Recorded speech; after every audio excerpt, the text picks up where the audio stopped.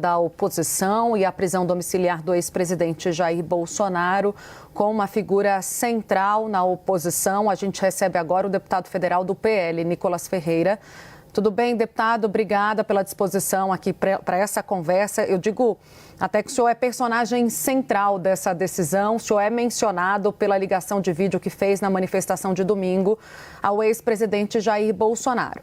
Ele não falou nada, mas Alexandre de Moraes entendeu que essa ligação, assim como a publicação do senador Flávio Bolsonaro, serviram para impulsionar mensagens proferidas na tentativa de coagir o Supremo Tribunal Federal e, consequentemente, obstruir a justiça, e com amplo conhecimento das medidas cautelares impostas. Diante dessa afirmação de Moraes e do que aconteceu posteriormente à decisão de uma prisão domiciliar, eu te pergunto se o senhor se sente responsável pelo que aconteceu. Boa tarde, Tainá. Boa tarde, Uribe. Boa tarde a quem está nos assistindo. A peça central da prisão do Jair Bolsonaro é Alexandre de Moraes. Não pode ser eu. Obviamente, uma decisão sem pé e sem cabeça, uma decisão onde abre brechas para se cometer uma falta e depois ser punido por algo que não faz nenhum sentido. Basicamente, ele viu as pessoas na manifestação, nem mesmo se comunicou, como não foi no caso do Rio de Janeiro, tanto em Belo Horizonte quanto em São Paulo, ele literalmente viu as pessoas.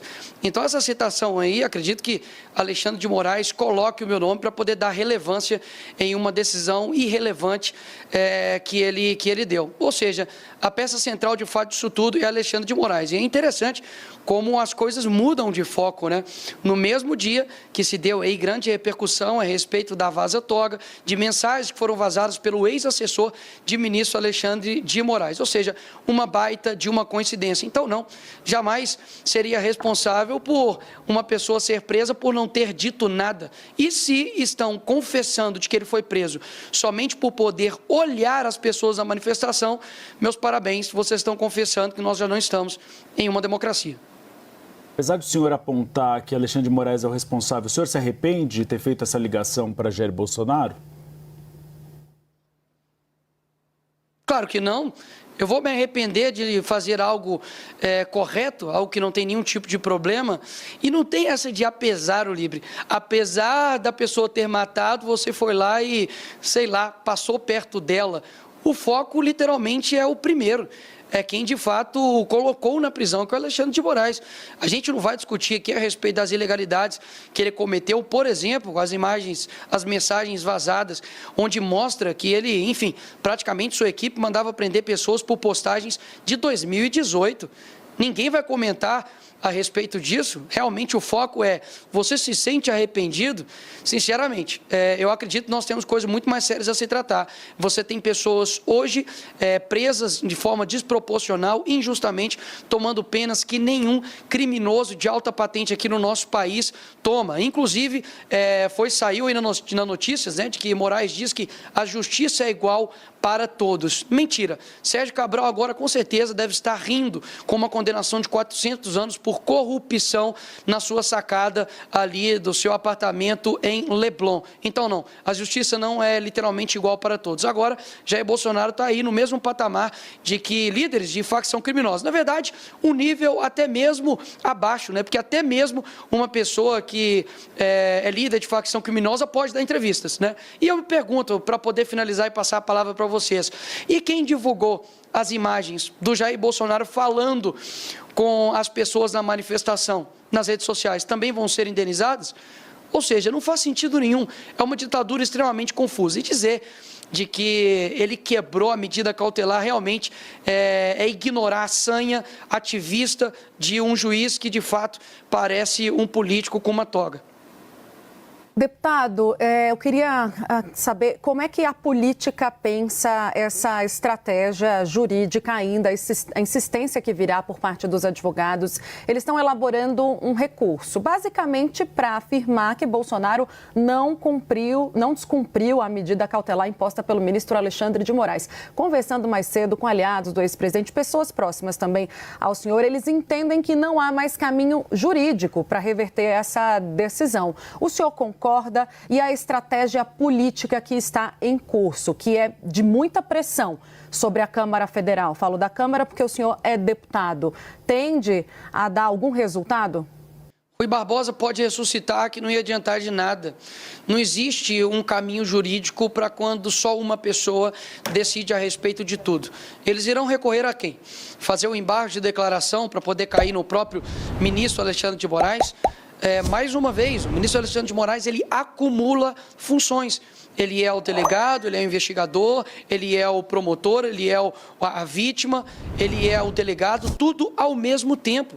Até mesmo o próprio Flávio Dino, por exemplo, que tem uma ação contra o presidente Bolsonaro, não se coloca impedido nessas ações. Ou seja, a gente, de fato, precisa colocar os pingos nos is e mostrar que não, nós não estamos em uma democracia que eu, como deputado, apresento uma PEC e isso vai ser aqui tratado de uma forma legislativa e da forma como deveria traçar o curso natural. Não, eu quero dar o exemplo aqui mais recente, e nem é sobre, digamos assim, uma pauta, digamos, moral, por mais que isso atue na vida das pessoas, mas é uma pauta econômica.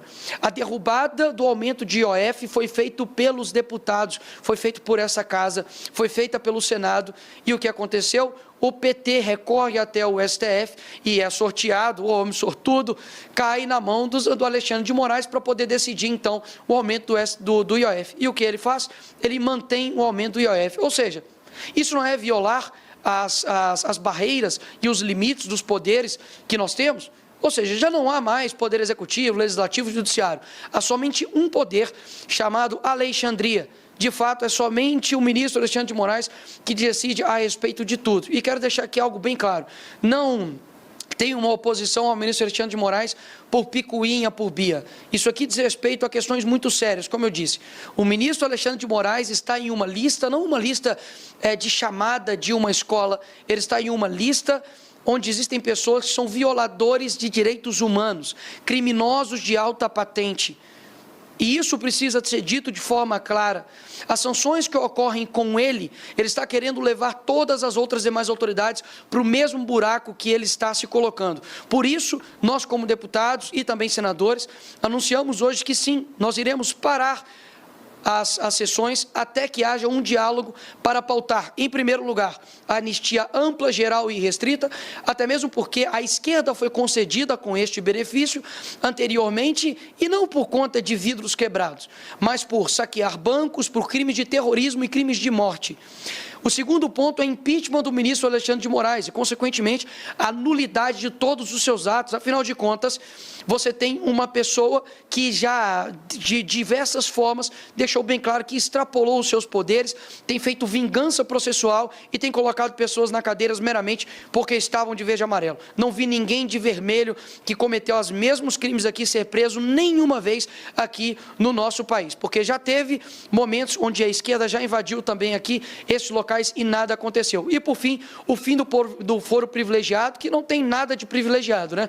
Não, como deputado, o foro privilegiado, olha só, deveria ser para poder proteger os deputados, o seu artigo 53, a inviolabilidade do mandato, mas hoje o maior ataque que há à nossa prerrogativa de deputado e senador é vinda do Supremo Tribunal Federal. Então, não há privilégio nenhum. E, por fim, eu deixo aqui minha pergunta: por que Jair Bolsonaro e todas as pessoas que foram envolvidas no dia 8 estão sendo julgadas pelo Supremo Tribunal Federal?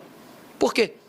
Me fala um aí que foi colocado anteriormente. Ou seja, o ministro Lula foi colocado, na verdade, estava numa primeira instância, foi feita uma manobra para poder jogar, enfim, para o STF e assim ser solto. Agora é o contrário. Tira-se da primeira instância para poder ter um julgamento, para poder jogar para o STF, para literalmente fazer um jogo de cartas marcadas. Esse é o cenário atual do nosso país. E há quem diga que nós estamos em uma democracia.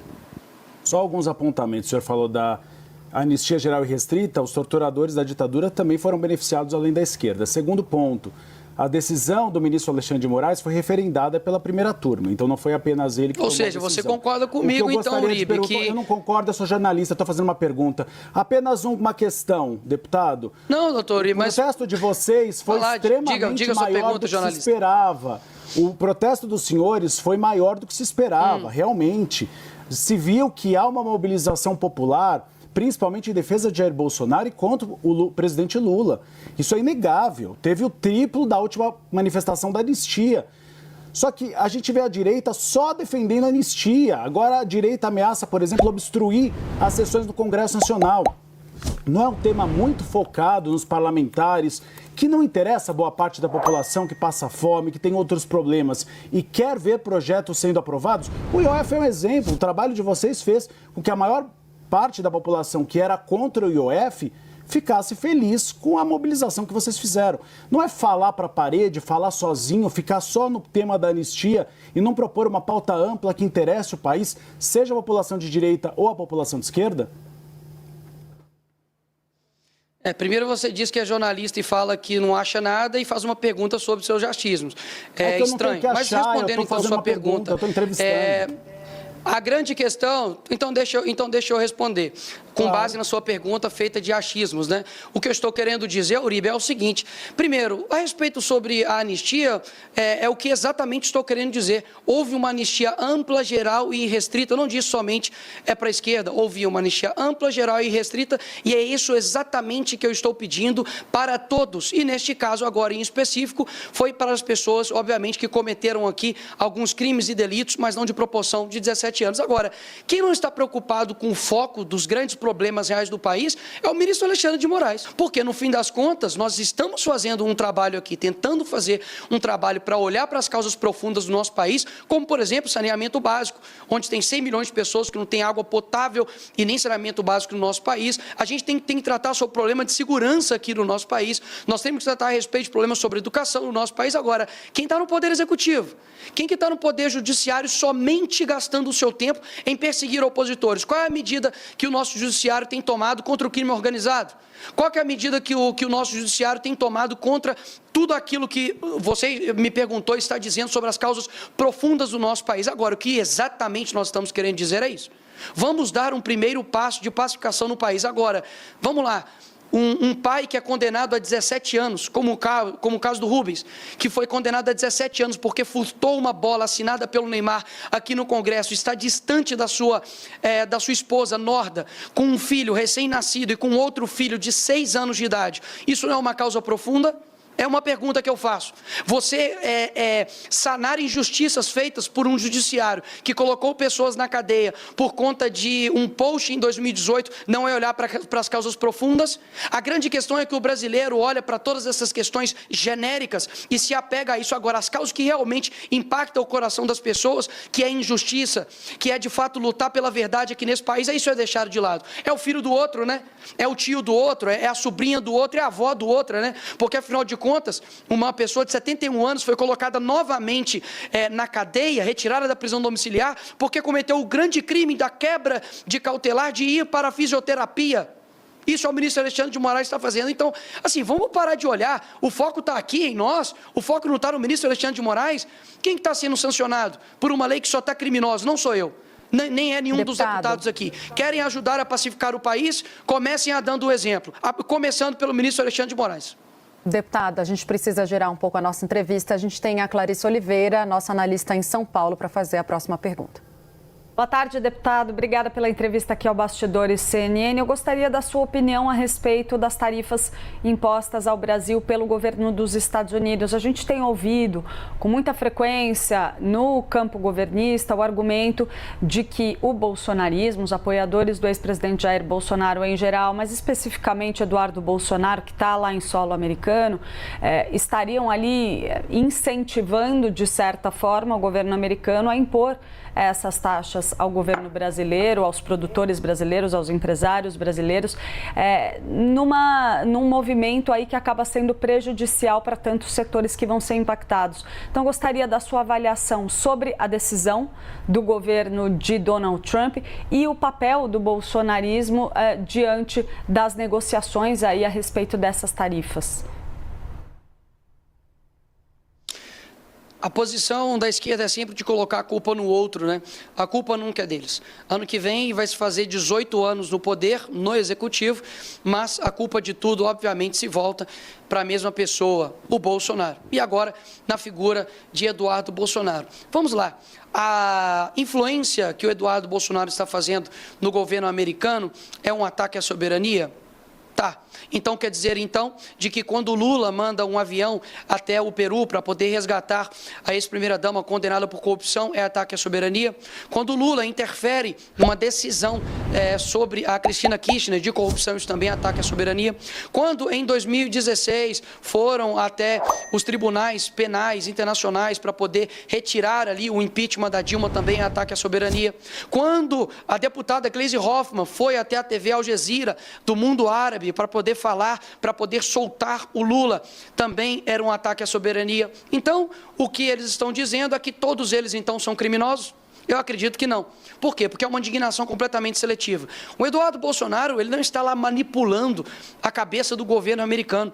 Ele, como até mesmo cidadão americano, ele pode apresentar as denúncias que todo mundo está vendo. Fique em paz, o mundo inteiro está vendo, e eu acho que o governo americano tem celular, ele tem acesso, né, à mídia, ele não precisa aí literalmente de nenhum tipo de manipulação para poder tomar suas decisões. E um ponto aqui importante é que a carta do Trump foi muito certeira. No primeiro parágrafo, ele fala como está sendo tratado Jair Bolsonaro, que está sendo uma caça às bruxas.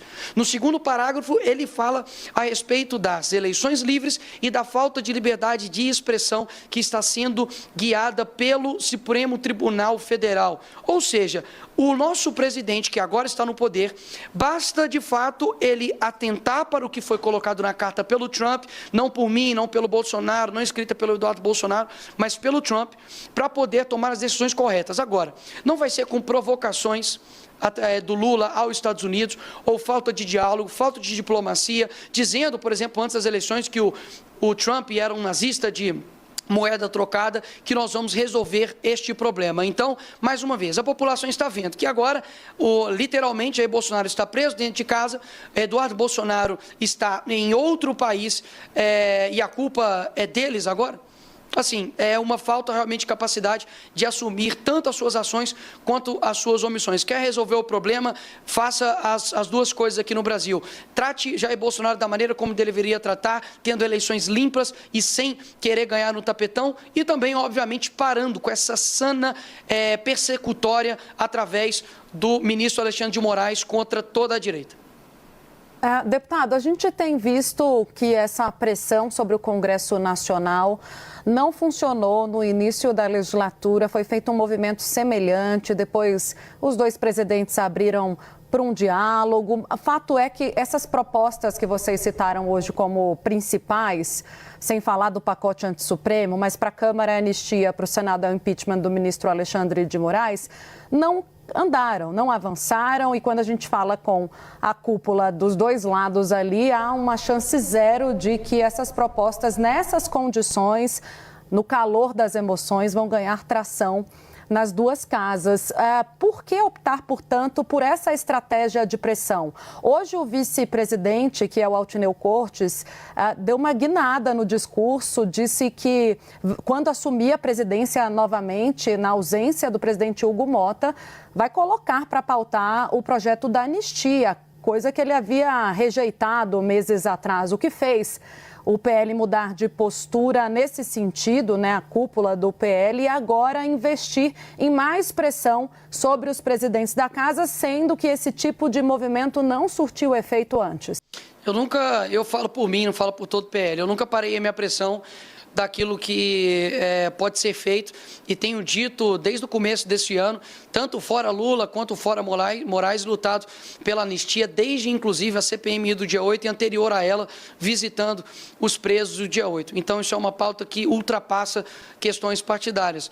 Agora, o que eu tenho visto é que nós temos que fazer todas as cartas que estão ao nosso alcance, porque daqui a pouco vão dizer que nós não dialogamos, não tentamos articular, e nos é exigido isso, né? Então nós estamos fazendo isso, já conversamos, já dialogamos, já tivemos CPMI, já tentamos de todas as formas. Então a temperatura precisa aumentar para que atinja os efeitos. E eu discordo de que não tem dado certo. Somente essa semana, por exemplo, o senador Carlos Viana, de Minas Gerais, assumiu publicamente estar a favor do impeachment do ministro Alexandre de Moraes, caso isso seja pautado no Senado.